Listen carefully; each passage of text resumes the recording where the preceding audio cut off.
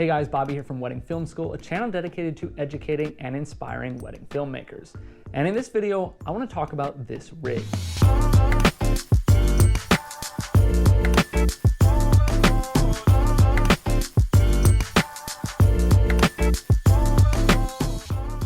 Now, you may have seen this rig. It was in my behind the scenes video from a real live wedding that we released maybe about a month ago at this point, and I got a ton of questions about this rig. So I promised you guys I would make a video. You see Kodak in the background here. She's gonna be popping in and out. You can see I'm not in my typical studio. I'm also not on a script or anything like that, so apologies if I ramble a bit. But I wanted to put this video together to show you kind of what this rig looks like, all the pieces that go into it, why I use it and stuff like that. This has been an awesome rig for me and I really enjoy it. So a few things to get out of the way. First and foremost, I wanna say that this rig comes from Henry Martin's, basically. Now, I've made a few variations like here and there. I'm using it with a different camera than he is, but I have had a chance to chat with Henry multiple times over the years. He is an awesome guy. If you don't know him, check out his work. His work is absolutely amazing. One of the best wedding filmmakers in the game. I met up with him at Vision Quest for the first time, which is the first time that I got my hands on his rig. He was very generous in showing what he had built. It has gone through many iterations. This is not the iteration that it was the first time I saw it. And then he actually shot a wedding here in Minneapolis. I went out and shot with him, which was an awesome experience. I shot on his gear, which obviously utilized his rig, and that was much more similar to what I've set up here. I absolutely loved that rig. I loved shooting. I loved the way that it allowed me to shoot. And so ultimately I built one out for my A7S II and my A7 III. This would work with really any camera. It's more about, you know, kind of the way it's put together and the thought process behind it. So yeah, I wanted to make sure that everybody knows the credit kind of goes to him for that. Beyond that, another big important thing, of course, is that I have all the pieces of this kit linked down below. It is in our kit page, the Ultimate Handheld Rig, so you can find all the pieces. Now, some of these pieces are specific to the camera I'm using, which is the A7S II or the A7 III. I've used both of them on here. But if you click through to any of the products on there and then you need one for a Blackmagic or for a Canon, like the cage, for example, is a big one, right? So you could go ahead, you could click through and then just search for the Canon R6 version of that cage or something like that. So now I kind of want to get into the why behind this. And there's some like practical reasons and some more, philosophy reasons. I've been in the game now for 14 years. I'm always looking to, improve. And I do think this allows me to do that. But another big thing is you have to still love what you do. And so sometimes that requires you to change things up. I felt like I was getting, not stale, but I just felt in a rut a little bit. I wanted some more creative freedom. And one of the, kind of roadblocks to that was that I've never really enjoyed handheld. I don't like the way that I can shoot it. There are some people who do an amazing job, but I've never liked my results. And part of that is just, I'm really big on stabilization. Too much shake just doesn't work for me, or the right kind of shake, or I guess the wrong kind of shake doesn't work for me. But that changed with this rig. So it allowed me to feel more creative, which was big in continuing to enjoy what I do. And part of that was changing up kind of my style a little bit and the way that I shot and moving towards that handheld look. But the only way to do that within the kind of, sphere of what I found acceptable was to find a rig that allowed me to do that. And this did accomplish that. And then I also feel in general, it just allows me to be a little quicker on a wedding day. Before this, I would shoot a lot on a gimbal, which I still do. I would shoot a lot on a monopod, on a tripod, and I still use all of those. Probably the one that's been impacted the most is the monopod, which I've almost cut out entirely. Sometimes my second shooter is on it. So let's go ahead and talk now about how it's used. You've seen it in the video if you watch my behind the scenes. You can go check it out if you haven't. I'm gonna go ahead and stand up. I might need to move back here, but I just wanna show you guys this rig. Let me get it on. Sorry, I might hit my mic here. I'm gonna take a few steps back, but you can see the way this works is there is a strap, which comes, I wear it, my sleeve's getting cut. I like to wear it under, or kind of under one arm and then over the other shoulder. You can put it just around your neck or something like that. You see people doing that sometimes. You can see it over here as well. And then you've got this shoulder pad, which is mounted horizontally, and that rests up against your stomach. You can kind of put it on your side. Where you wear it kind of depends on you. And then I like to keep a hand on here and then one hand on my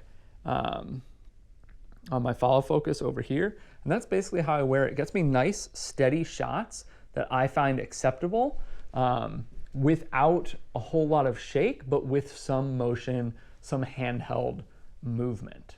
So a few more benefits about this rig. Now, not only does it solve for me kind of the handheld issue, the mobility issue, making me much more free on a wedding day, which in turn allows me to at least feel like I'm being more creative, get more shots that I like in a smaller amount of time. But the nice thing about this is that you can really customize it and build it out however you want. I've built it out the way that suits me right now, the way that I shoot. Obviously, everybody shoots differently and needs different things. It has all the accessories that I need on it, but it allows you a lot of room to continue to build this out and to, make it your own and use it, make it how it works best for you. So you could add more handles. You could do wireless follow focus if that's what you wanted. Obviously, different monitors, different cameras, microphones or other audio or whatever you want really to make it work for your situation. And it's great that this is so modular. All right, so now let's talk about each piece. I'm gonna keep it strapped on here for the time being. I might need to take it off. Obviously, I have my camera. This one is the A7S II with the Sigma 24-70. I like having a zoom lens in this scenario because it does allow me to stay on this setup and get most of the shots that I might want or need in a wedding day. This camera, or whatever camera you want, sits in this cage, which surrounds the camera, and that just screws into the bottom. And then that cage sits on this rail block that you can kind of see. Again, all of these pieces are in the kit, which I will link below, so you can kind of follow along and see that. You can also see I have my tripod plate on the bottom of the rail block, so it's kind of like a stacked layer all the way up. And that's kind of its own piece that I could take off the rails here. It could be its own thing. On the top here, I have my monitor. It is the Small HD 7-inch monitor. I've also got the 5-inch, which I love, but the extra 2 inches on the screen makes a big difference in my opinion. It also seems brighter to me, but you could of course use whatever monitor you want. This is just the one that I use. You'll also see here on this side, I've got my follow focus right here. This is the Tilta follow focus, and it is just manual. There's nothing wireless about it. I've used the wireless, the Nano or whatever. I really personally didn't love it. It didn't feel quick and it didn't feel reliable to me, and so I got rid of it for this. And then I've got a focus gear around my 24-70 here, and this has been a really great setup. It feels really smooth. It's got the right amount of kind of friction or whatever, and I really like the way that feels. Now, moving down a little bit further, the rail block and all of that sits on these rails. That's what the rail block does. You probably can't see it, but if you go into that link down below, you'll see the rail block in there, and you can see there's 2 holes right here and here, and that's what the rails go through, and that's what allows you to mount your camera essentially to the rails. Then here, let me take this off and hold it up here. Just make sure I'm not missing anything else. Real quick, I do have, you see this here, I do have a lens support. I don't need it. I've run this with it. I've run it without it. The reason is off right now. I just had a shoot where I had to mount this on a slider, and this does get in the way from mounting to a variety of other things outside of this handheld rig. So I took it off for the time being. Most times I like to have it on there just because I would like to take any stress off of the camera body or the lens, kind of where they meet. But depending on the lens, you might want this. You might be fine without it. That's kind of your call. Mine is currently off. All right, moving a little bit further back, and that would just sit right here actually. right kind of in front of the rail block, wherever it basically fits, I guess. Let's take this strap totally off here. I'm going to put it off to the side. All right, moving further back, I have this is a small rig. I think it's actually a smartphone holder. Let's just take this out here. So you can see it expands, and that allows you to fit, a phone or what have you. I use it, of course, though, to fit a battery pack. And this just goes in here, slides back, and it holds it pretty securely. I've never had it fall out or anything like that. This just connects USB over into the camera. I think there are some other options as well, variety of way to power your camera, but make sure that what you get can power your camera and can power it a long time. I can shoot an entire day, probably more than that, probably a day and a half about on this battery pack, which is great. And it also adds a little bit of weight, which helps in stabilizing. So of course you got to kind of toe that line between what is too much weight and what is something that you wouldn't be able to handle all day, and what is adding a little bit of extra weight and helping you kind of get that stability. And then the back, and this is really what drew a bunch of comments, of course, is this shoulder pad. Now, of course, this is supposed to mount more, I'm not going to hold it up, but upright if this was sitting like this. And that's how it would be traditionally used. But I have this mounted to the back of the rails. I am using a, I'm trying to think of the word. I can't think of it. It's a long rectangular, it's like a rail adapter or something like that. Again, it's in the link down below. And that just allows me to mount it. It screws into the back of this. This has kind of a cheese board or cheese plate or whatever on the back, and you screw it on there, and then you can mount that whole setup to the rails on the very back. And then the last piece of this is the strap. Now you could probably use whatever strap you want. I'm using the Peak Design strap. I love Peak Design. I've had many of their bags. I love their bags. I love their straps. So this is like a no-brainer for me. They are very, very easy to adjust. Even while you're wearing it, you just unlatch and pull or push, depending on if you need to loosen or tighten it, which is phenomenal when you are on the go and you do need to change something. They also hold very tight. Like I've never had to adjust it once I've had it set. And then the really cool thing here, I'm going to set this down while I do this. The strap does sometimes get in the way, again, if I'm mounting to something else. So to take it off, it just has these cool little like buttons. I'm not sure if you can see that. And then you just take it off each side, and it's really easy to take it off or clip it back in. And you just kind of leave those anchors on your rig. They don't get in the way or anything like that. And so very quick and mobile, again, to adapt your kit to whatever you need for the shot. And then the very last thing that I want to talk about, and this is not maybe specific to this rig, but I do use a zoom adapter that is XUME. They are made by Manfrotto, or I believe they got bought out by Manfrotto, and that is to use my ND filter. I have a fader ND, variable ND, and it's a magnetic hold that just pops it right off. There is a bit that sits on the front of your lens, and then a bit on the back of your ND filter, and you can just pop it on and off.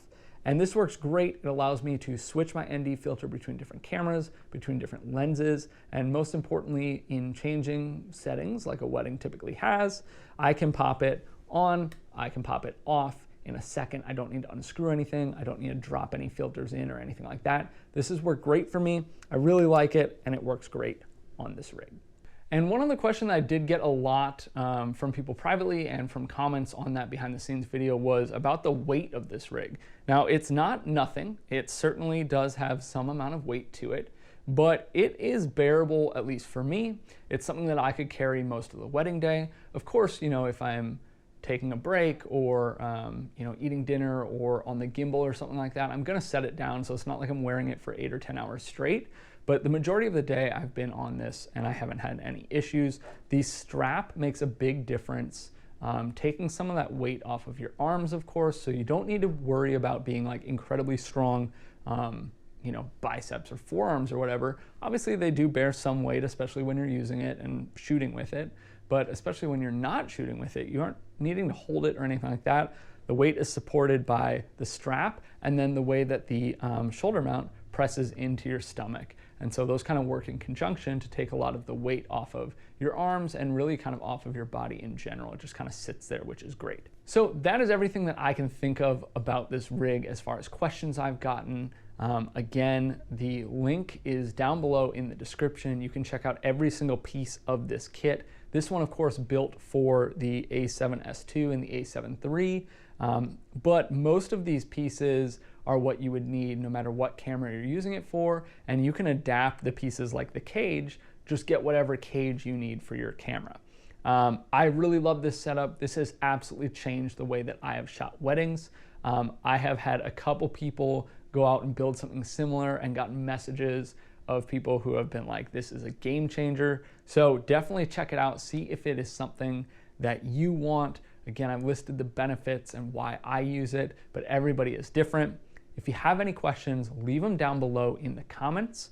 I will try to get to any question that you have and answer them to the best of my ability. And as always, please like and subscribe, and I'll see you in the next video.